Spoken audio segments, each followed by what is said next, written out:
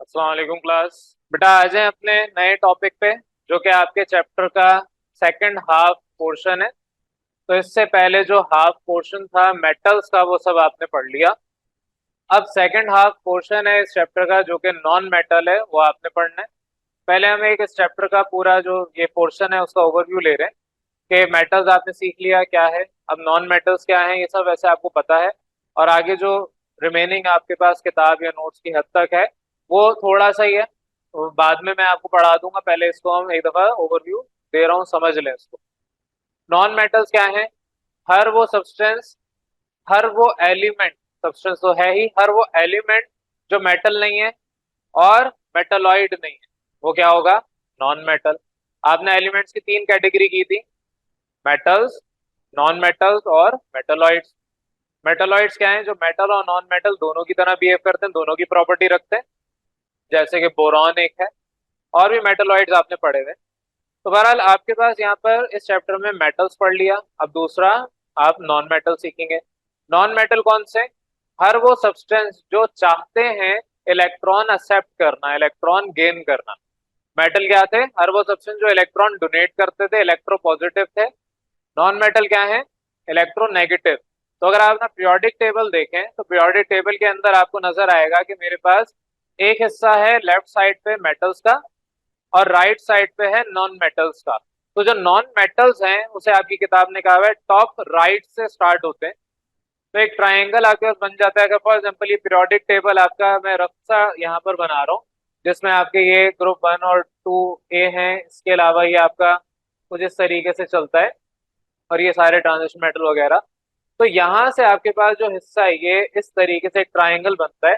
यहाँ तो रफ सा बना रहा हूँ, आपने पीरियोडिक टेबल में देख सकते हैं, आपकी किताब ने भी डायग्राम बना के दी हुई है। तो ये हिस्सा आपके पास नॉन मेटल्स का, ज्यादातर नॉन मेटल यहाँ पर पाए जाते हैं।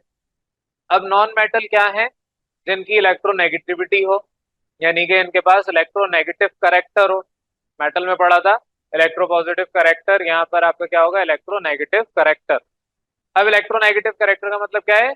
Ability to attract the electron, to accept electron. तो इलेक्ट्रॉन देने वाले, डोनेट करने वाले इलेक्ट्रोपॉजिटिव होते हैं, इलेक्ट्रॉन लेने वाले इलेक्ट्रोनेगेटिव होते हैं। तो यहाँ पर इलेक्ट्रोनेगेटिविटी की अगर हम बात करें, क्योंकि अभी आपका मैं सिर्फ एक ओवरव्यू दे रहा हूँ, फिर बाद में किताब पे आएंगे। आपने सीखा था electronegativity decreases down the group, और इलेक्ट्रोनेगेटिविटी अगर आप इस तरीके से फ्रॉम लेफ्ट टू राइट जाते हैं अलोंग पीरियड, तो वह आपका इंक्रीज होता है, तो इंक्रीजेस अलोंग द पीरियड। और इसके आपने यूं भी समझा था कि मेरे पास ऑक्सीजन और फ्लोरीन ये साथ साथ आते हैं। सबसे ज्यादा फ्लोरीन की इलेक्ट्रोनेगेटिविटी होती है, उसके बाद ऑक्सीजन की आती है, उसके बाद कहीं क्लोरीन की जाके आती है। यहाँ पर क्लोरीन होता है, इसकी भी 3.5 या 7 समथिंग ऐसी होती है, एग्जैक्टली नहीं याद अभी, वो बाद में देख लेंगे।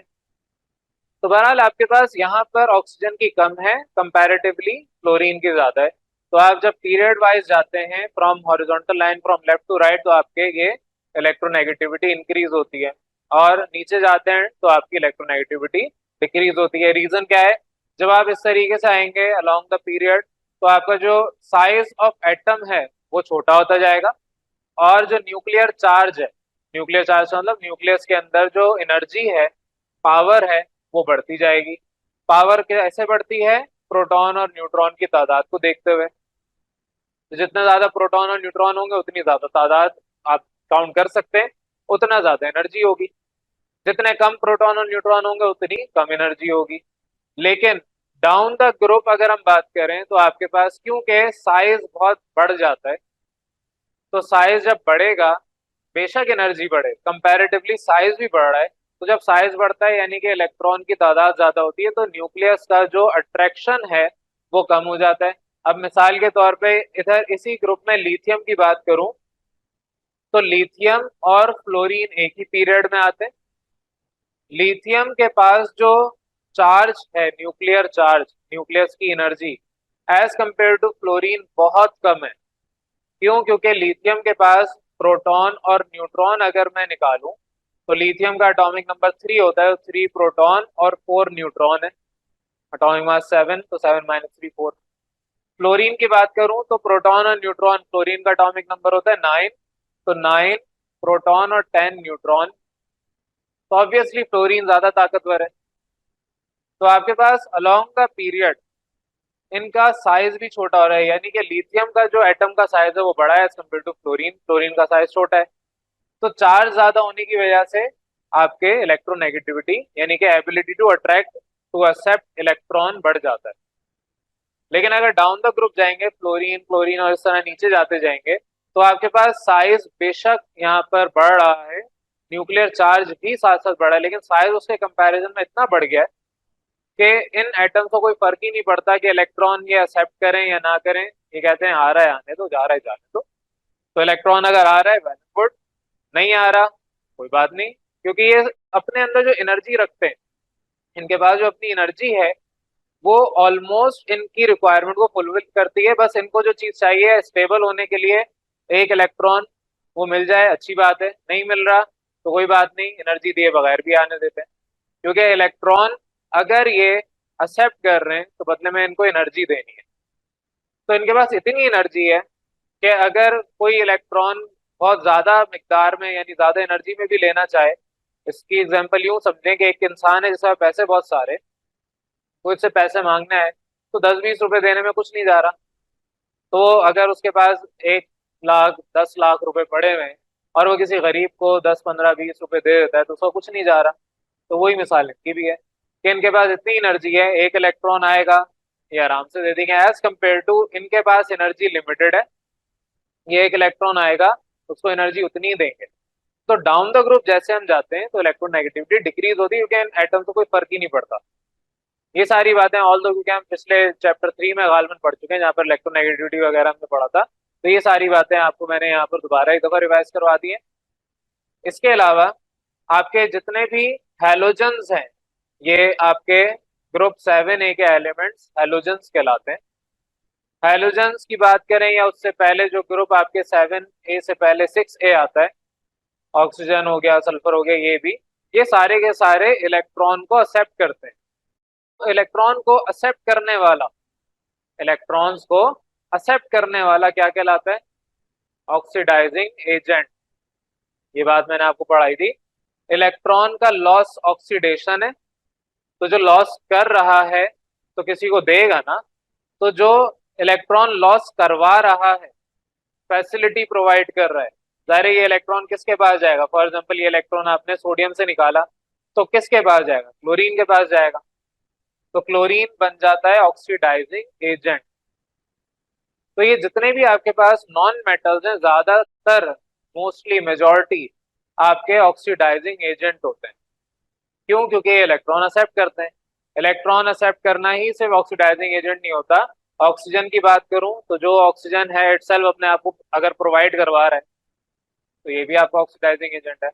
ये सारे के सारे हाइड्रोजन को अपने पास खींच के रिएक्शन करवा लेते हैं, तो तब भी हाइड्रोजन को अपने पास एक्सेप्ट करना, रिमूवल ऑफ हाइड्रोजन करवाना, ये भी ऑक्सीडाइजिंग एजेंट का काम है। तो हर लिहाज से आपके पास ये ऑक्सीडाइजिंग एजेंट करते हैं। अब आ रहे हैं आपकी किताब के ऊपर। अब आपकी किताब में ये जो नॉन मेटल का पोर्शन है इसमें डायग्राम वगैरह आपको दी हुई है।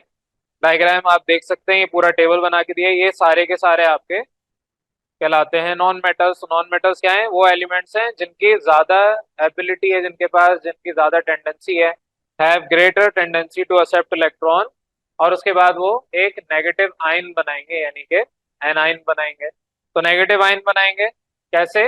Bye gaining electrons.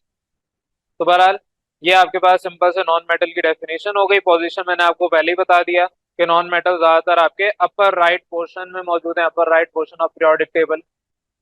और इसके अलावा नेक्स्ट आपके पास प्रॉपर्टीज हैं। कुछ प्रॉपर्टीज में आपके अभी नॉन मेटल्स की बात चल रही है, तो जितने भी सॉलिड नॉन मेटल्स हैं ये इजीली ब्रेक हो जाते हैं यानी कि ब्रिटल होते हैं। ब्रिटल आपको मैं बता चुका हूँ, ऐसे सब्सटेंसेस जो कि आपके ब्रेक हो जाएं, छोटे छोटे टुकड़े उनके हो जाएं, जैसे कांच है, तोड़ेंगे छोटे छोटे पीसेस में, टुकड़ों में ब्रेक हो जाता है, तो दे कैन ब्रेक इजीली। वहीं पे आप उसी सब्सटेंस के लोहे की शीट ले आए, वही सेम आपकी खिड़की है, पहले कांच था, उसकी जगह लोहे की शीट लगा दी, आप उसे हथौड़े जितने मर्जी मारे, वो हो सकता है बेंड हो जाए, डेंट पड़ जाए, लेकिन वो टूटेगा नहीं, बिखरेगा नहीं। तो नॉन मेटल्स जितने भी हैं ज्यादातर they are bad conductor of heat and electricity, और एक्सेप्ट ग्रेफाइट। ग्रेफाइट आपके पास एक वाहिद ऐसा है जो कि गुड कंडक्टर है, और ग्रेफाइट को हम न्यूक्लियर रिएक्टर्स में भी यूज करते हैं। तो बहरहाल ये ग्रेफाइट के अलावा ज्यादातर आपके बैड कंडक्टर्स होते हैं। इसके अलावा ये शाइन नहीं करते, मेटल्स तो शाइन करते हैं, लस्ट्रस होते हैं, ये शाइन नहीं करते, ये डल होते हैं। तो इनकी डल अपीयरेंस होती है एक्सेप्ट आयोडीन। आयोडीन को अगर आप देखेंगे तो वो लस्ट्रस मेटल जो होते हैं, जो शाइनी चमकीले मेटल्स होते हैं, उनकी तरह आयोडीन होता है, पर्पलिश कलर होता है इसका थोड़ा सा। तो बहरहाल आयोडीन आपके पास है। नेक्स्ट इसके अलावा ये आपके soft, they are generally soft except diamond. Diamond के अलावा ये आपके ज्यादातर सॉफ्ट कहलाते हैं, सॉफ्ट और हार्ड मेटल में बता चुका हूँ। नेक्स्ट आपका है इनका लो मेल्टिंग और बॉइलिंग पॉइंट होता है एक्सेप्ट सिलिकॉन, ग्रेफाइट और डायमंड। सिलिकॉन ये आपके ज्यादातर जो इलेक्ट्रिक स्विचेस होते हैं या कंप्यूटर के बोर्ड्स होते हैं या और भी दीगर जगहों पर सिलिकॉन हम यूज करते हैं, तो वो आपके पास उनका मेल्टिंग और बॉइलिंग पॉइंट हाई होता है। सिमिलरली ग्रेफाइट और डायमंड का भी नॉर्मली आपके लो मेल्टिंग और बॉइलिंग पॉइंट होते हैं, इनकी डेंसिटी लो होती है नॉन मेटल्स की, as compare to metals non metals की डेंसिटी लो होती है। साथ ही साथ आपको यहाँ पर बताया हुआ है नॉन मेटल्स आपके ज्यादातर गैसेज हैं। गैसेज में अगर हम बात करें तो आपके पास जितने भी ग्रुप 8A हैं और ज्यादातर 7A, वो सारे के सारे गैसेज हैं।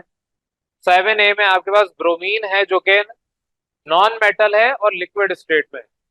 जिस तरह मेटल और लिक्विड स्टेट में आपने पढ़ा था मरकरी होता है, मरकरी के बारे में और भी दीगर चीजें आपने पढ़ी थी। मरकरी का एक यहाँ पर आपकी किताब ने पैराग्राफ भी अलग से दिया हुआ है, और ये मैं पीछे पढ़ा चुका हूँ कि अमलगम क्या होता है। अगर सोडियम के साथ मरकरी रिएक्ट करेगा तो रिएक्ट नहीं होता, वो मिक्सचर बनाते हैं, उसको हम सोडियम अमलगम कहते हैं। टिन के साथ करेगा तो टिन अमलगम कहलाएगा। तो वो सारी बातें मैं आपको पीछे पढ़ा चुका हूँ, वो यहाँ पर किताब में भी दी हुई है।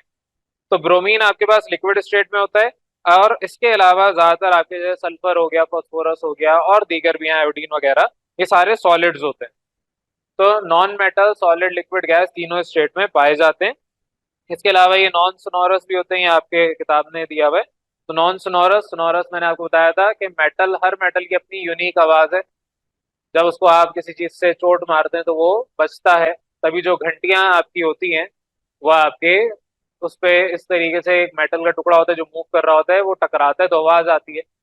पुराने जमाने में, हम अपनी जमाने की बात करें, अब तो नया जमाना है, अब इलेक्ट्रिक बेल्स होती हैं स्कूल्स के अंदर। पुराने जमाने में क्या होता था, एक लोहे का टुकड़ा होता था, अमूमन वो कॉपर या ब्रास इस तरह का बना होता था, और एक लोहे का छोटा सा रॉड होता था। और जो चौकीदार होता है वो जैसे ही पीरियड चेंज होता था या छुट्टी होती थी, उस पर टन टन इस तरह मारता था, तो पता चलता था कि अब आपके पास पीरियड चेंज होगा या छुट्टी हो जाएगी। लेकिन अब क्योंकि इलेक्ट्रिक दौर आ चुका है, इलेक्ट्रिक बेल्स आ चुकी हैं, पहले क्या होता था, आप आवाज जो निकालते थे ताकि वो गूंजे, तो वो आप मेटल के टुकड़े को मार के बजाते थे। तो बहुत सारे ममालिक ऐसे भी हैं जहाँ पर बड़ी बड़ी बेल्स होती हैं। बैल का मतलब वो नहीं, जो बैल होती है गाय का जो दूसरा वर्जन होता है, उसकी बात नहीं हो रही। बैल का मतलब घंटियां। तो जब आप, आपके पास तो एक बटन दबाते हैं घंटी बज जाती है, लेकिन जो आपके पास एक्चुअल बैल होती है उसको आप हिलाते हैं इस तरीके से, तो वो आपके अंदर जो मेटल की बॉल होती है वो टकराती है मेटल के साथ और आवाज प्रोड्यूस होती है। ये प्रॉपर्टी कहलाती है सोनोरस। तो मेटल्स के साथ ये है, नॉन मेटल के साथ नहीं होता। इस वजह से इनको हम क्या कहते हैं, नॉन सोनोरस होते हैं। बहरहाल ये सारी प्रॉपर्टीज थी जो मैंने आपको पढ़ा दी नॉन मेटल्स की। यहाँ पर किताब ने आपको डू यू नो दिया हुआ है, जिसमें आपको बताया है फ्लोरीन आपके पास उसका कलर है, फ्लोरीन गैस जो होगी वो येलो कलर की होगी, नॉन मेटल है। क्लोरीन गैस आपकी ग्रीन कलर की होगी। सिमिलरली आयोडीन आपके पास पर्पल कलर का होगा, अभी मैंने बताया। लस्ट्रस, पर्पल का मतलब चमकदार होगा, पर्पल शेड होगा उसके अंदर। और डायमंड आपके पास सबसे हार्डेस्ट सब्सटेंस है, और diamond is a non metal. ये सिंपल सा आपके पास बेसिक इंट्रोडक्शन था नॉन मेटल्स का, जो मैंने अभी आपको ओवरव्यू में थोड़ा बहुत बता दिया। अब नेक्स्ट आपके पास जो यहाँ पर कैरेक्टरिस्टिक्स के ऊपर बात हो रही है, ऑल दो इलेक्ट्रोनेगेटिविटी मैं बता चुका हूँ, लेकिन अगर यहाँ तक किसी भी कंफ्यूजन है तो अभी बता दें, फिर मैं इलेक्ट्रोनेगेटिविटी पे आ रहा हूँ। बेटा अब आ जाए अपने इसी के कंटिन्यू में, आपकी प्रॉपर्टी, आपकी कैरेक्टरिस्टिक्स हैं। तो यहाँ पर इलेक्ट्रोनेगेटिव करेक्टर, मेटल में आपने पढ़ा था इलेक्ट्रो पॉजिटिव करेक्टर। तो जिस तरह इलेक्ट्रो पॉजिटिव करेक्टर के बारे में पढ़ा था कि वो आपके पास एक, यूं कहें कि इसकी काबिलियत है या इसमें इसका किरदार होता है किसी मेटल का कि वो अपने अंदर से इलेक्ट्रॉन प्रोवाइड करता है। उसी तरीके से इन नॉन मेटल्स की अपनी सलाहियत है, काबिलियत है, इनका अपना एक किरदार है कि ये अपने अंदर इलेक्ट्रॉन एक्सेप्ट कर लेते हैं। तो इलेक्ट्रॉन डोनर इलेक्ट्रोपॉजिटिव कहलाते हैं, इलेक्ट्रॉन एक्सेप्टर इलेक्ट्रोनेगेटिव कहलाते हैं। इलेक्ट्रोनेगेटिव इसलिए भी कहते हैं क्योंकि इनके ऊपर नेगेटिव चार्ज आता है। उनको इलेक्ट्रोपॉजिटिव इसलिए कहते थे उनके ऊपर पॉजिटिव चार्ज आता है। जिन पे पॉजिटिव चार्ज आते हैं उनको हम कह रहे थे कैटाइंस, इन पे नेगेटिव चार्ज आते हैं तो इनको हम क्या कहते हैं, एनाइंस। तो यहाँ पर आपके पास इसकी जो प्रॉपर्टी है, इलेक्ट्रोनेगेटिव करेक्टर है, उसके बारे में यही जो लिखा है वो मैं आपको पहले बता चुका हूँ। तो कोई भी नॉन मेटल की बात करें उनके अंदर प्रॉपर्टी है to accept the electron easily, और वो फॉर्म करते हैं उसके बाद एक एनाइन। तो एनाइन आपके जितने इलेक्ट्रॉन एक्सेप्ट किए हैं उसके ऊपर वैलेंसी जो भी होगी वो बताएगी। तो कोई भी आपके पास यहाँ पर एक्स बताया हुआ है, फॉर एग्जांपल एक्स हम डिनोट करते हैं हैलोजेंस को, तो हैलोजेंस को एक्स से रिप्रेजेंट करते हैं। अगर हैलोजन को आप एक इलेक्ट्रॉन देंगे तो ये आपके पास हैलोजन आइन बनाएंगे। हैलोजन एक्स यानी कि ग्रुप 7A के एलिमेंट्स को हम एक्स से रिप्रेजेंट करते हैं।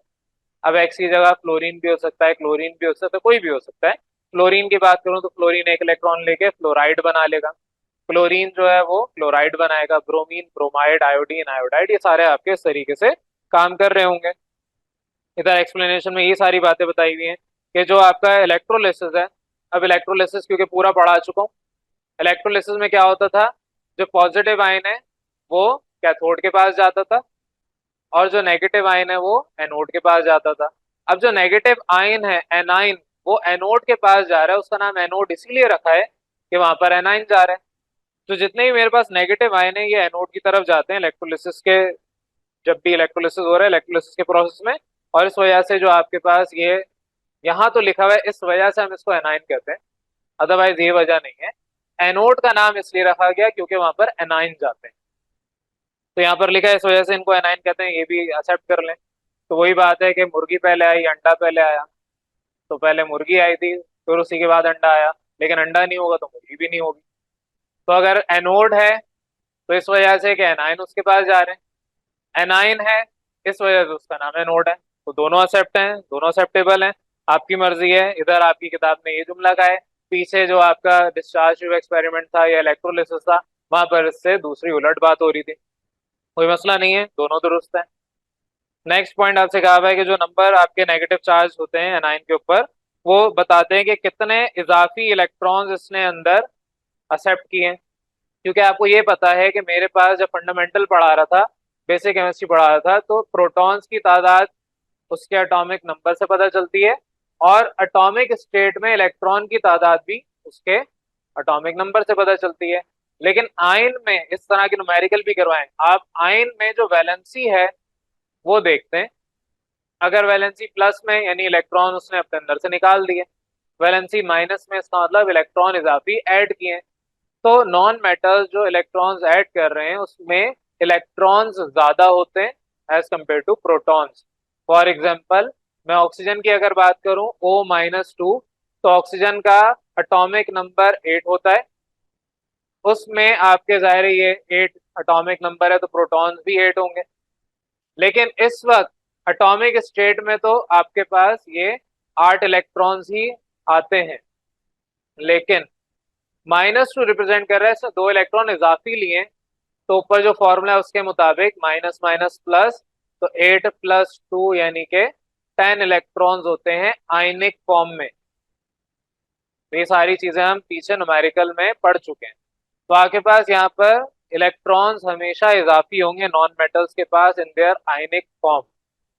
एनीवेज यही बातें यहाँ पर लिखी हुई हैं। अब ट्रेंड आपका पीरियोडिक टेबल में इलेक्ट्रोनेगेटिविटी के हवाले से बताया है, ये सारी बातें मैंने अभी पीछे डिस्कस की हैं। अब इसको सिर्फ यहाँ पर जो लिखा है वो पढ़ा रहा हूँ कि इलेक्ट्रोनेगेटिविटी आपका जो करेक्टर है वो इंक्रीज होता है across the period from left to right. वजह उसकी क्या है कि आपका एटॉमिक साइज डिक्रीज होता है, और जो आपके एटॉमिक चार्ज है, एटॉमिक चार्ज यानी कि जो आपका न्यूक्लियर चार्ज है वो बढ़ जाता है। तो फ्रॉम लेफ्ट टू राइट आपके पास यहाँ पर एटॉमिक साइज डिक्रीज होगा और न्यूक्लियर चार्ज यानी जो भी उनके न्यूक्लियस में एनर्जी है वो इंक्रीज हो जाती है। तो इसको हम कहते हैं चार्ज डेंसिटी। तो न्यूक्लियर चार्ज डेंसिटी आपकी यहाँ पर इंक्रीज होती है।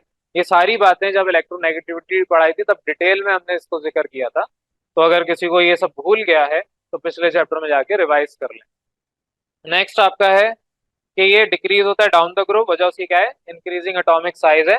ये मैंने आपको सारा पीरियोडिक टेबल बना के दिखाया था रफ सा, कि जब आप डाउन द ग्रुप जाते हैं आपके पास साइज बढ़ता रहता है एटम का, और उस वजह से इलेक्ट्रोनेगेटिविटी डिक्रीज होती है। नेक्स्ट इसकी एग्जांपल बताई हुई है वो मैं ऊपर लिख चुका हूँ। हेलोजन आपके इलेक्ट्रॉन आसानी से एक्सेप्ट कर लेते हैं, तो हेलोजन को हम एक्स से रिप्रेजेंट करते हैं। एक्स की जगह अगर क्लोरीन होगा, यानी हेलोजन हम ले रहे हैं क्लोरीन, तो क्लोरीन प्लस एक इलेक्ट्रॉन क्लोराइड बना के देगा। सिमिलरली और भी कोई होगा तो वो उसका आयन नेगेटिव बना के देगा। नेक्स्ट आपके पास यहाँ पर बताया हुआ है कि जो नॉन मेटल हैं वो एसिडिक ऑक्साइड बनाते हैं। एसिडिक ऑक्साइड तो खैर बनाते ही हैं, आप यहाँ पर देख सकते हैं सल्फर डाइऑक्साइड गिवन है, सल्फर ट्राइऑक्साइड गिवन है, कार्बन डाइऑक्साइड गिवन है, ये सारे नॉर्मल एटमॉस्फेयर में मौजूद हैं। इनकी वजह से आपकी एसिड रेन भी होती है। तो ये टॉपिक किसी ना किसी चैप्टर में पीछे डिस्कस हुआ है, और नहीं हुआ तो अब मैं इसको थोड़ा सा ब्रीफली शॉर्टली बता रहा हूँ। ऑल दो शायद ये मैं आपको बात बता चुका हूँ कि एसिडिक रेन क्यों होती है, क्योंकि हमारे पास अभी फॉर एग्जांपल फर्ज करते हैं कि 2-3 महीनों से बारिश नहीं हुई, लेकिन 2-3 महीनों में कार्बन डाइऑक्साइड प्रोड्यूस रेगुलरली होती गई है, सल्फर डाइऑक्साइड सल्फर ट्राइऑक्साइड ये भी रेगुलरली प्रोड्यूस होती गई है। तो क्या होता है जब आपका बारिशों का सीजन होता है या आपकी बारिश बरस रही है, that is pure water, pure H2O, वो क्या करता है जो आपका कार्बन डाइऑक्साइड है उस H2O को अपने अंदर एब्जॉर्ब कर लेता है, या SO2 सल्फर डाइऑक्साइड है सल्फर ट्राइऑक्साइड है, ये अपने अंदर वाटर को एब्जॉर्ब कर लेता है। तो आपके पास यहाँ पर सल्फोरस एसिड बनता है या सल्फ्यूरिक एसिड बनता है। तो ये जो आपका वाटर और सल्फर डाइऑक्साइड है ये आपका सल्फोरस एसिड बनाता है। आपके पास सल्फर डाइऑक्साइड और वाटर ऐड हो जाए, जो कि एटमॉस्फेयर में होता है, ये सारा सल्फ्यूरिक एसिड होता है, और लास्टली आपका ये कार्बन डाइऑक्साइड और वाटर कार्बोनिक एसिड बनाता है। ये सारे एसिड क्योंकि एटमॉस्फेयर में बारिश के दौरान मौजूद होते हैं, इस वजह से कहा जाता है पहली बारिश में नहीं नहाना चाहिए, क्योंकि वो एसिडिक रेन होती है। एसिडिक रेन में यही सारी चीजें होती हैं, इससे होता कुछ नहीं है, आप बीमार हो जाते हैं, या आपकी जो स्किन है उस पे स्क्रैचेस आपको ज्यादा, यानी आपको जाते ज्यादा हैं, तो उसकी वजह से आपकी स्किन भी खराब होती है, इरिटेशन होती है बेसिकली। तो यहाँ पर नॉन मेटल्स एसिडिक ऑक्साइड बनाते हैं, जो कि वाटर वेपर एटमॉस्फेयर में, जो भी पानी आपका पानी जितना भी एटमॉस्फेयर में हो या बादलों से बरस रहा हो जैसे भी हो, वो पानी प्योर होता है। इस वक्त इस कमरे में पानी मौजूद है, अब इसका मतलब ये थोड़ी हम यहाँ पर स्विमिंग कर सकते हैं, तैर सकते हैं। पानी आपके पास इस वक्त यहाँ पर गैसियस फॉर्म में, तो एटमॉस्फेयर में गैसियस फॉर्म में पानी होगा, तो आपके ये जो इर्द गिर्द में वाटर वेपर्स हैं उनके साथ ये रिएक्ट करेगा। या जब बारिशें होती हैं तो उस वक्त ऊपर आसमान से जब पानी बरसता है गिरता है, तो आपका प्योर H2O होता है, तो प्योर H2O भी आपका इसके साथ रिएक्ट करके इस तरह का एसिड बना के देता है। तो ये बहरहाल ये सारी चीजें आपकी एसिडिक रेन की है। ये एसिडिक रेन के बाद खैर ये प्रॉपर्टी तो यहाँ खत्म होती है। अब इसके बाद आपकी किताब ने यहाँ पर एक छोटा सा डू यू नो के अंदर लिख के दिया हुआ है आर्टिफिशियल रेन। कुछ ममालिक ऐसे हैं जो आर्टिफिशियल रेन करवाते हैं, जिसमें दुबई में सबसे ज्यादा ये काम होता है, लेकिन सिर्फ दुबई ऐसा नहीं है, और भी बहुत सारे ममालिक हैं जहाँ पर आपकी आर्टिफिशियल रेन होती है, जहाँ पर आपके सालों सालों बारिशें नहीं होती, वहां पर आर्टिफिशियल रेन करवाई जाती है। वो कैसे करवाई जाती है आप वो तरीका समझ लें। आर्टिफिशियल रेन, आर्टिफिशियल वर्ड ही से वाजे है कि असल में बारिश नहीं होनी थी, लेकिन हमने जबरदस्ती करवा दी। तो आर्टिफिशियल रेन में क्या होता है, ये 1946 में एक साइंटिस्ट थे डॉक्टर विंसेंट साहब थे, पूरा नाम लिखा हुआ है आप इसको पढ़ सकते हैं। तो इन्होंने 1946 के अंदर आर्टिफिशियली एक रेन करवाई थी इन अ चिल्ड चैम्बर। एक chilled chamber, for example chilled chamber का मतलब क्या है, ये कमरा जो है इसमें हम फ्रीजर लगा दें तो ये चिल्ड चैम्बर बन जाएगा। इसके सारे दरवाजे खिड़कियां बंद कर दें, इसके अंदर फ्रीजर्स लगा दें, और अंदर कमरा ठंडा फ्रीज करना शुरू कर दें, तो यहाँ पर हम इसको ये कह सकते हैं एक बड़ा सा फ्रीजर बन गया ये। तो चिल्ड चैम्बर का मतलब, चैम्बर का मतलब एक बंद कमरा, बंद हिस्सा, और चिल्ड का मतलब जहाँ पर टेम्परेचर माइनस में चले जाए, चिल्ड हो जाए, ठंडा हो जाए। तो इन्होंने क्या किया, एक चिल्ड चैम्बर के अंदर आर्टिफिशियल क्लाउड्स खुद से बनाए। आर्टिफिशियल क्लाउड बनाना कोई मुश्किल काम नहीं है, बहुत आसानी से आर्टिफिशियल क्लाउड्स बन जाते हैं। अभी हम आर्टिफिशियल क्लाउड बनाना नहीं सीख रहे, लेकिन आर्टिफिशियल क्लाउड बनाने का आसान सा तरीका, अब तो ऐसे ऐसे मशीन्स बन गई हैं जो आर्टिफिशियल क्लाउड बना देती हैं। तो बहरहाल आर्टिफिशियल क्लाउड्स हैं क्या, वाटर वेपर्स हैं जो आपस में एक साथ कंबाइन हो गए और उसके अंदर दीगर गैसेस भी हैं, तो आपके क्लाउड फॉर्मेशन हो जाती है, वो चीज मेन नहीं। इन्होंने क्या किया, 1946 बहुत पहले की बात है, इन्होंने आर्टिफिशियल एक इस तरह से क्लाउड्स बनाए एक चिल्ड चैम्बर के अंदर, और फिर उसके ऊपर इन्होंने सिल्वर आयोडाइड और जो आपका ड्राई आइस होता है। ड्राई आइस मैं बता चुका हूँ, कार्बन डाइऑक्साइड को कहते हैं।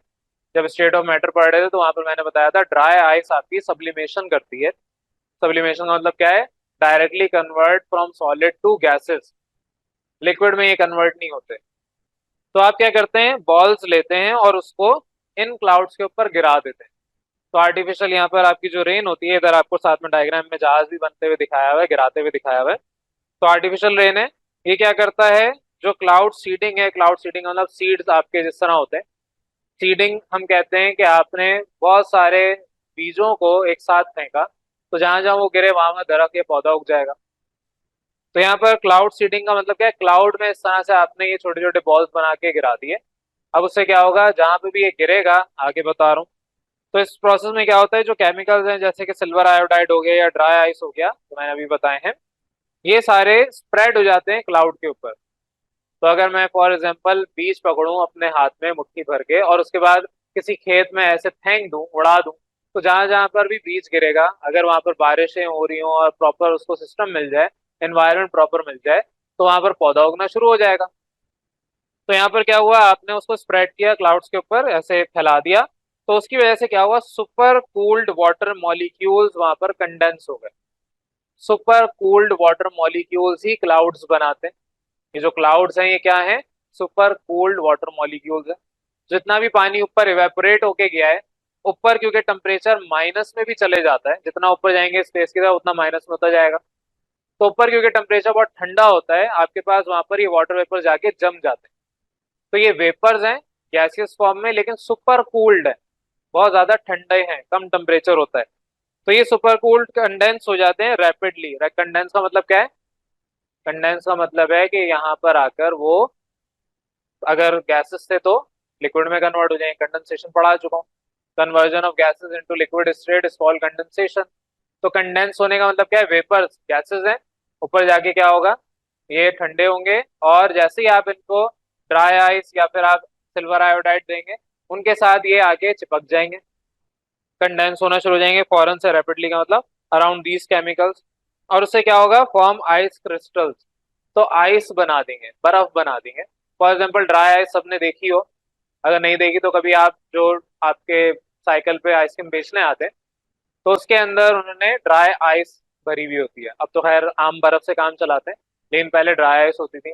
ड्राई आइस आपकी, और जो जगह फॉर एग्जाम्पल स्टेज वगैरह कहीं है जहाँ पर कोई भी शो इवेंट वगैरह हो रहा है, उधर उनको धुआं देना था, तो क्या कहते हैं, ड्राई आइस रख देते हैं। तो ड्राई आइस ऑटोमेटिकली वो जब इवेपोरेट होती है, कार्बन डाइऑक्साइड ही तो है, वो नीचे आपके पूरा धुआं कार्बन डाइऑक्साइड का फैल जाता है। तो बहरहाल आपने ड्राई आइस देखी भी हो, नहीं देखी तो आपको मैंने कहा था उस वक्त देखने के लिए। ड्राई आइस क्या है, सिंपल कार्बन डाइऑक्साइड है। उसमें अगर इर्द गिर्द का वाटर वेपर आके चिपकना शुरू हो जाएंगे, तो ड्राई आइस क्योंकि जैसे ही वो टेम्परेचर उसको मिलेगा, वो सॉलिड से गैस में कन्वर्ट होगी, लिक्विड में तो होगी नहीं। तो लिक्विड में कौन होगा कन्वर्ट, जो वाटर वेपर्स थे। जिस तरह आप गिलास अगर पानी का भरते हैं, ठंडे पानी का, और थोड़ी देर बाद देखते हैं कि इर्द गिर्द उसमें वाटर मॉलिक्यूल्स आ गए और पानी टपक रहा है बाहर, हालांकि आपने गिलास के बाहर तो पानी गिराया ही नहीं था। वो क्या है, इर्द गिर्द जो एटमॉस्फेयर में पानी था, वो उस गिलास के पास आया, गैस से कन्वर्ट हो गया लिक्विड के अंदर, और फिर वो आपको पानी टपकते हुए ग्लास के आउटर सरफेस पे दिख जाता है। तो उसी तरीके से ये जो आपके ड्रॉपलेट्स होते हैं, जो ड्राई आइस के पास आके ठंडे थे और आगे इसके पास चिपक गए, तो ये एक्यूमुलेट होते हैं, एक जगह इकट्ठे होते हैं। फिर आहिस्ता आहिस्ता ये इतने ज्यादा छोटे छोटे क्योंकि होते हैं, जब ये इतने ज्यादा इकट्ठे हो जाते हैं कि एक प्रॉपर ड्रॉपलेट बना दें, एक प्रॉपर कतरा बना दें, तो ये बारिश की फॉर्म में नीचे गिरना शुरू हो जाते हैं।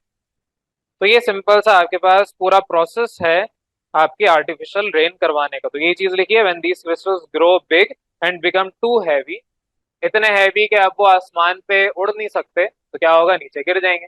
इंसान क्योंकि भारी है, तो इस वजह से वो उड़ नहीं सकता। अगर इंसान हल्का होता, हवा से हल्का होता, तो वो उड़ सकता होता। या इंसान के पास ऐसी सलाहियत होती जैसे जहाज के पास होती है, बहुत स्पीड में उड़ने की, तो इतनी हम अगर फोर्स डेवलप कर सकते तो हम भी उड़ रहे होते। लेकिन क्योंकि ये सब है नहीं, जो वाटर वेपर्स हैं, वाटर वेपर्स आपके आसमान में तब तक है जब तक वो हल्के हैं, जैसे ही वो भारी होंगे बारिश की फॉर्म में नीचे आ जाएंगे। तो सिंपल आपके पास यहाँ पर ये पूरा प्रोसेस है जो यहाँ पर आपको समझाया हुआ है।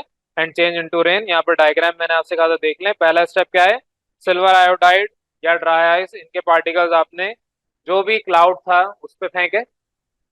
उसके बाद क्या होगा, जो सिल्वर आयोडाइड है या ड्राई आइस होगा, ये आपके एसिड्स कन्वर्ट करेगा in the formation of ice crystal.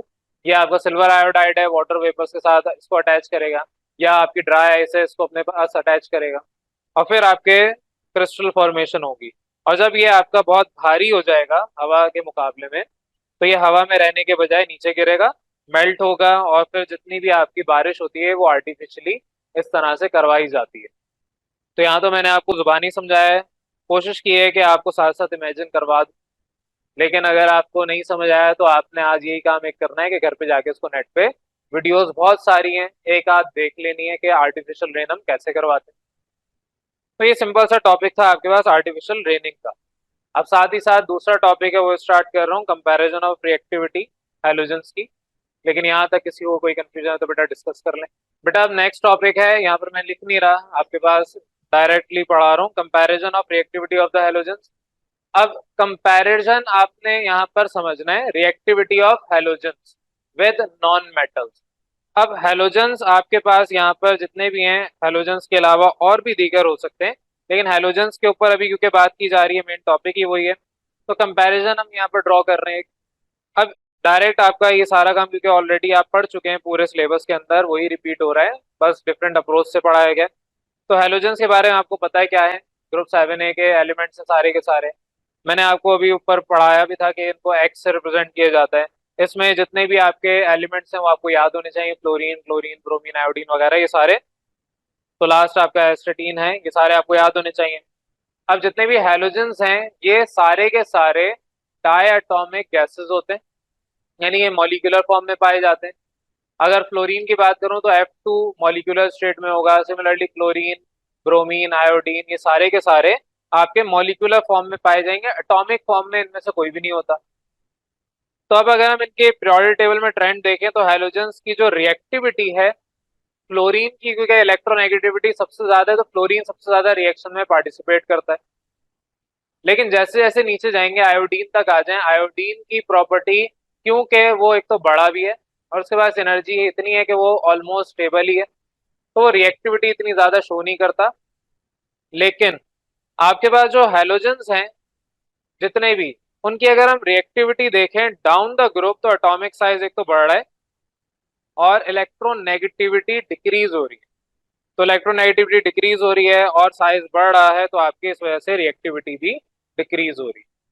तो इलेक्ट्रोनेगेटिविटी जितनी ज्यादा होगी, रिएक्शन करने की एबिलिटी को हम कहते हैं रिएक्टिविटी, तो उतनी ज्यादा रिएक्टिविटी आपकी बढ़ जाएगी अगर आपके पास इलेक्ट्रोनेगेटिविटी ज्यादा है। तो आपके पास जो इलेक्ट्रोनेगेटिविटी है वो कम हो रही है डाउन द ग्रुप, इस वजह से रिएक्टिविटी भी कम हो रही है। नेक्स्ट यहाँ पर आपका जो पॉइंट है वो ये है कि हैलोजेंस आपके गुड ऑक्सीडाइजिंग एजेंट्स हैं। ऑक्सीडाइजिंग एजेंट मैं पहले ही बता चुका हूँ कैसे। मेरे पास फॉर एग्जांपल क्लोरीन है, पोटेशियम के साथ आप क्लोरीन को रिएक्ट करवाते हैं, तो क्लोरीन ये अपना एक इलेक्ट्रॉन देगा, ये वो इलेक्ट्रॉन एक्सेप्ट करेगा, तो आपका ये पोटेशियम क्लोराइड बना देगा। तो जितने भी आपके पास सब्सटेंसेस हैं हैलोजेंस के, वो इलेक्ट्रॉन एक्सेप्ट करते हैं। तो जो भी इलेक्ट्रॉन एक्सेप्ट करेगा that will be a good oxidising agent. तो यहाँ पर आपके हैलोजेंस जितने भी हैं they are oxidising agents. Example मैंने आपको पोटेशियम की दी है और क्लोरीन के साथ दी, आपकी किताब में दूसरी दी है। आपका दिल चाहता है तो उसको प्रॉपर कर लें। 2 इधर लगेगा, ये Cl2 आएगा, मैं लिख देता हूँ। 2 इधर लगेगा, Cl2 आएगा, और यहाँ पर भी 2 लगेगा, अदरवाइज ये इम्बैलेंस होगी और गलत होगी। एनीवेज यहाँ पर आपके ऑक्सीडाइजिंग एजेंट के तौर पे सोडियम बताया हुआ है, क्लोरीन और आपको NaCl बना के दिया है। तो ऑक्सीडाइजिंग एजेंट का काम क्या है, इलेक्ट्रॉन एक्सेप्ट करना, आसानी फराम करना इलेक्ट्रॉन रिमूव करवाने में। तो इलेक्ट्रॉन रिमूव करवाने में क्या करेगा, इलेक्ट्रॉन एक्सेप्ट ही तो करेगा। तो ऑक्सीडेशन में जो आसानी फराम करे, जो उसको प्रोवाइड करे, वो कहलाया जाता है ऑक्सीडाइजिंग एजेंट। तो बहरहाल आपके पास यहाँ पर इस तरीके से एक एग्जांपल है। दूसरी एग्जांपल मैंने क्लोरीन के साथ दी है, पोटेशियम और आयोडीन की ले लें, तो आपका पोटेशियम आयोडाइड बन रहा है। यहाँ पर एक चीज याद रखनी है, जिसकी इलेक्ट्रोनेगेटिविटी सबसे ज्यादा है उतनी ज्यादा रिएक्टिविटी उसकी है। तो फ्लोरीन की सबसे ज्यादा है, फिर क्लोरीन की है, फिर आपके पास ब्रोमीन की है, फिर उसके बाद लास्ट आपकी आयोडीन की है। तो फ्लोरीन की रिएक्टिविटी सबसे ज्यादा है और सबसे कम आयोडीन की है। ये आपको याद रखना है। इस तरीके से अब आगे नेक्स्ट आपका टॉपिक गिवन है। तो यहाँ पर आपके हेलोजेंस जितने भी हैं, ऑक्सीडेशन पावर की यहाँ पर बात हो रही है। तो हेलोजेंस की हाईएस्ट ऑक्सीडाइजिंग पावर है। क्यों ऑक्सीडाइजिंग पावर हाईएस्ट है? क्योंकि ये बहुत जल्दी इलेक्ट्रॉन एक्सेप्ट कर लेते हैं। अब फ्लोरीन की ऑक्सीडाइजिंग पावर सबसे ज्यादा है, आयोडीन की ऑक्सीडाइजिंग पावर सबसे कम है। तो यहाँ पर यही आपके आगे पूरा पढ़ाया जाएगा, इधर यही सारी बातें डिस्कस की जाएंगी। तो सेकंड पे आ रहे हैं आपके पास रिएक्टिविटी ऑफ हैलोजेंस। अब हैलोजेंस के हवाले से यहाँ पर सारी बात हो रही है। तो आपका जो हैलोजन है दे आर मोर रिएक्टिव, और जो आपके लेस रिएक्टिव होंगे, यहाँ पर ये बात लिखिए कि जो आपका एक तो फॉर एग्जांपल मैं यहाँ पर सॉल्ट अगर लूँ, किताब वाले ही चले ले लेते हैं, पोटेशियम आयोडाइड है, प्लस क्लोरीन अगर दे दूं तो ये आपको पोटेशियम क्लोराइड और साथ ही साथ आपको आयोडीन अलग से दे देगा सब्सटेंस। यहाँ पर इसने क्या किया, क्लोरीन अगर ऊपर जो मैंने बनाया हुआ है, ये मैंने थोड़ा सा इधर उल्टा कर दिया, ये आपके क्लोरीन की जो वैल्यू है ऑक्सीडाइजिंग पावर वो ज्यादा है आयोडीन से, तो ये आयोडीन को रिप्लेस कर देगा। लेकिन वहीं पे अगर यहाँ पर आयोडीन की जगह क्लोराइड होता, क्लोरीन होता, तो ये रिप्लेस नहीं कर सकता था क्योंकि फ्लोरीन के पास ज्यादा ताकत है। यही इधर आपको सिखाया हुआ है।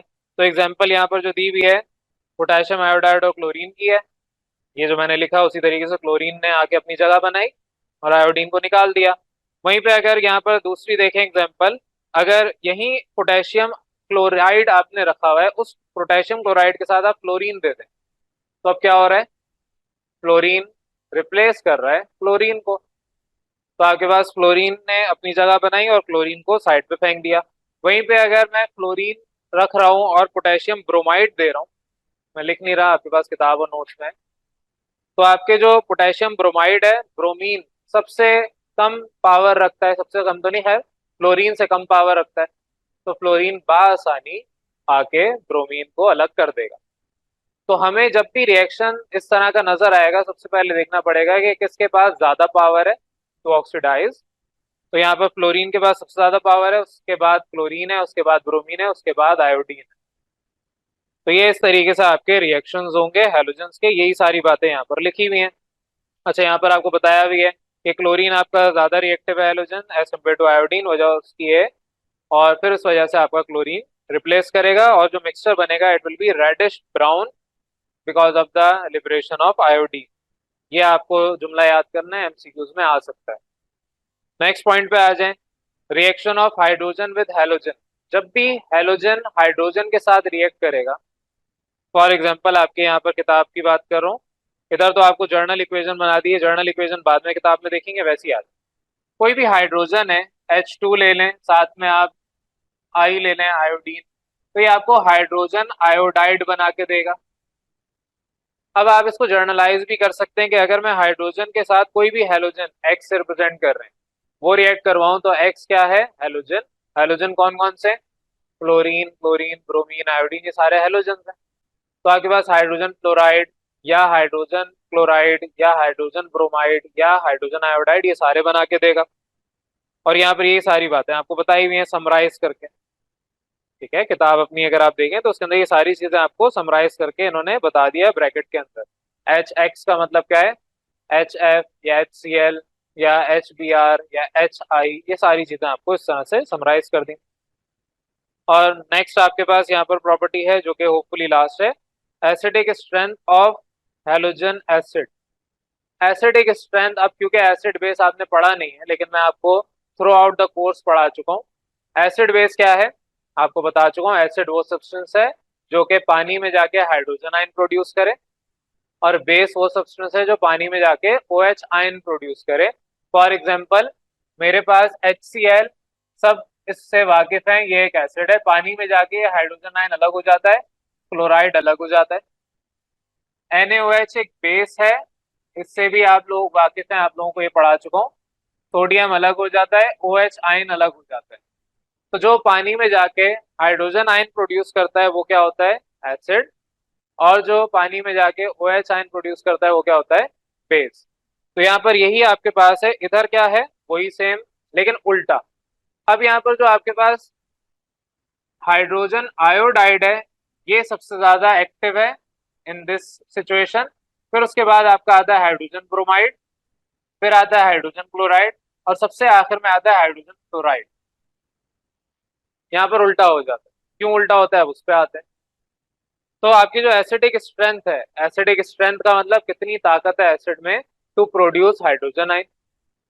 तो जो सब्सटेंस फौरन से हाइड्रोजन आयन प्रोड्यूस करना शुरू कर देगा वो सब्सटेंस ज्यादा अच्छा एसिड होगा। जो सब्सटेंस बहुत देर बाद या बहुत लिमिटेड अमाउंट में हाइड्रोजन प्रोड्यूस करेगा वो वीक एसिड कहलाएगा। तो बहरहाल ऑल्दो ये नहीं होता, इस टर्म में हम बात कर रहे हैं वीक एसिड की, और भी डिफरेंट डेफिनेशन होती है। तो एसिडिक स्ट्रेंथ आपके हैलोजन एसिड की बात कर रहे हैं, डिक्रीज हो रही है इन द फॉलोइंग ऑर्डर। अब उसकी रीजन क्या है, जब मैं पानी में हाइड्रोजन आयोडाइड डालूंगा तो आयोडीन ने हाइड्रोजन को इतने मजबूती से तो पकड़ा हुआ नहीं है, इनके दरमियान जो बॉन्डिंग है वो इतनी स्ट्रांग तो है नहीं। तो क्या होगा, जैसे ही पानी मिलेगा आयोडीन अलग करेगा हाइड्रोजन को, और हाइड्रोजन पानी के साथ अलग हो जाएगा। लेकिन अगर मैं हाइड्रोजन क्लोराइड डालूं तो हाइड्रोजन और फ्लोरीन आपस में बहुत स्ट्रांगली बॉन्डेड है, तो फ्लोरीन इतने आराम से हाइड्रोजन को बाहर निकलने नहीं देगा। तो इस वजह से क्या होगा, जैसे ही पानी में डाला फौरन से हाइड्रोजन आयन नहीं मिला, तो इस वजह से जो एसिड है वो इतनी स्ट्रेंथ नहीं रखेगा। सिंपल सी मिसाल है, अगर आपने हाथ पकड़ा हुआ है अपनी अम्मी का और सामने से गाड़ी आ रही है, तो आपकी अम्मी आपका हाथ जोर से पकड़ के खींच लेती हैं और दूसरी साइड में आपको कर देती हैं। छोटा बच्चा होता है तो उसके साथ और केयर की जाती है। लेकिन वहीं पे अगर आपके दोस्त ने आपका हाथ पकड़ा हुआ होगा तो गाड़ी के पास उल्टा और धकेल देगा आपको कि जाओ मरो, कंपटीशन कम होगा दुनिया में, एक इंसान और कम हो जाएगा। मौका मिलने पर हर इंसान आपका दुश्मन बन जाता है, ये एक जुमला याद रख लें। तो जब भी किसी को मौका मिलेगा आप पे पंजा मारने का, पंजा रखने का, वो रख देगा। लेकिन जो आपके पेरेंट्स हैं दुनिया में सबसे ज्यादा सिंसियर इस पूरी दुनिया में, सिवाय पेरेंट्स के कोई और सिंसियर आपके साथ हो नहीं सकता। तो बहरहाल उसी तरीके से यहाँ पर भी है, जिस तरह वो बॉन्ड बहुत स्ट्रांग है आपका अपने पेरेंट्स के साथ, लेकिन जो आपके दोस्त के साथ बॉन्ड है वो इतना स्ट्रांग नहीं है। आपके स्कूल्स तो चेंज होंगे, कॉलेज चेंज होंगे, यूनिवर्सिटी चेंज होगी, ये सब बॉन्ड चेंज हो जाएंगे। तो जहां पर आपका बॉन्ड स्ट्रांग है जैसे कि हाइड्रोजन क्लोराइड, वो इतने आराम से हाइड्रोजन को निकलने नहीं देगा। और जहां पर आपका बॉन्ड वीक है जैसे हाइड्रोजन आयोडाइड, वहां पर आराम से बॉन्ड टूट जाएगा। तो बहरहाल यही चीजें आपके पास यहाँ पर लिखी हुई हैं, थोड़ी डेप्थ में बताई हुई हैं। एग्जाम्पल यहाँ पर जो मैंने दी उसी को यहाँ पर पढ़ रहा हूँ। क्या हाइड्रोजन आयोडाइड बहुत स्ट्रॉन्ग एसिड है, वजह उसकी क्या है, ये इजीली अपने अंदर से हाइड्रोजन निकाल देता है, ब्रेक डाउन हो जाता है और पानी के अंदर हाइड्रोजन जाके, वजह उसकी क्या है, इनके दरमियान जो कोवलेंट बॉन्ड होता है वो वीक होता है। अब ये पता होना चाहिए आयनिक बॉन्ड नहीं बनाता, ये कोवलेंट बॉन्ड बनाता है। ये जो आपके पास सारे हैं ये सारे, ये कोवलेंट बॉन्ड बना के इस तरह आए थे। और नेक्स्ट आपका हाइड्रोजन क्लोराइड इस वजह से वीक है, वजह उसकी क्या है, इनके दरमियान बहुत स्ट्रॉन्ग कोवलेंट बॉन्डिंग होती है और ये इतने आराम से ब्रेक नहीं होते, और आपका हाइड्रोजन पानी के अंदर आयन नहीं बनता। तो इस वजह से आपके पास जो हाइड्रोजन आयन है ना मिलने की वजह से ये एक वीक एसिड कहलाता है। और हाइड्रोजन पानी के साथ जाके, ऐसा नहीं है हवा में हाइड्रोजन उड़ना शुरू हो जाएगी, पानी के पास आएगा हाइड्रोजन आयन है तो ये आपको हाइड्रोनियम आयन बना के देगा, जो कि मैं आपको पढ़ा चुका हूं जब कोऑर्डिनेट कोवलेंट कंपाउंड पढ़ा रहा था। हाइड्रोनियम आयन आपको पता है क्या होता है। तो बहरहाल ये आपके पास सिंपल सा टॉपिक था नॉन मेटल का। अब इसके आगे ऑल दो चैप्टर कंप्लीट नहीं हुआ लेकिन एक तरह से कंप्लीट हो गया। अच्छा, छोटा सा ये डू यू नो भी लिखा हुआ है यहाँ पर। इनामिल आपका एक आउटर लेयर ऑफ टीथ होती है, इसको आप खुद पढ़ लें, ये हो सकता है रीजनिंग के तौर पे आ जाए। तो टीथ पे जो आउटर लेयर आपकी आ जाती है उसको एनामिल कहा जाता है। ये मेनली किसकी बनाई जाती है या बनी भी होती है, कैल्शियम कार्बोनेट और हाइड्रो ऑक्सी एपेटाइट, इसका फॉर्मूला ये साइड पे लिखा हुआ भी है इसके आगे। तो हाइड्रो ऑक्सी एपेटाइट में जो कैल्शियम हाइड्रोक्साइड OH ग्रुप है, इस पे तवज्जो दें। अगर मैं फ्लोराइड आयंस जो आपके टूथपेस्ट में होते हैं, टूथपेस्ट में फ्लोरीन होता है, फ्लोराइड वहां से आपके दांतों के साथ रिएक्ट करता है, तो जो आपके दांत, बहुत मेरा जो फेवरेट कलर येलो कलर है उस कलर के होते हैं। तो येलो कलर आपका हो सकता है ऑफ वाइट में हो जाए, क्योंकि अचानक तो व्हाइट हो भी नहीं सकता। फिर आप मल्टीपल टाइम दांत साफ करेंगे तो हो सकता है व्हाइट कलर हो जाए। बहरहाल फ्लोराइड आयन क्या करेंगे, ये जो OH आयन है उसको रिप्लेस करेंगे। तो उसको रिप्लेस करेंगे तो यहाँ पर जो आपके पास ये हाइड्रोक्सी एपेटाइट था, अब ये बन जाता है फ्लोरो एपेटाइट। जाहिर है हाइड्रोक्सी यानी हाइड्रोजन और ऑक्सीजन, हाइड्रोक्सिल ग्रुप ये निकल गया, उसकी जगह फ्लोराइड ग्रुप आ गया, तो ये बन जाता है फ्लोरो एपेटाइट। और इस वजह से आपके पास ये जितने भी दांत वगैरह हैं, एक तो साफ भी रहते हैं और दूसरा इनकी लाइफ भी बढ़ जाती है, इतनी आराम से नहीं टूटते। वो इंसान जो सालों साल तक दांत साफ नहीं करता, उसके दांत टूट के खराब हो जाते हैं, हो सकता है इन्फेक्शन भी हो जाए। तो ये सारी बातें आपके यहाँ पर नॉन मेटल के अंदर लिखी हुई थी। अब आगे कुछ एक्सपेरिमेंट से रिलेटेड चीजें हैं, वो फिर मैं नेक्स्ट क्लास में डिस्कस करूंगा और होपफुली नेक्स्ट फिर आपका ये चैप्टर कंप्लीट हो जाए। तो नेक्स्ट क्लास में कोशिश करेंगे चैप्टर आपका वाइंड अप हो जाए, ऑल दो पार्शली, कंप्लीटली भी कह सकते हैं। यहाँ पर आपका मैंने आज चैप्टर नंबर 8 कंप्लीट करवा दिया।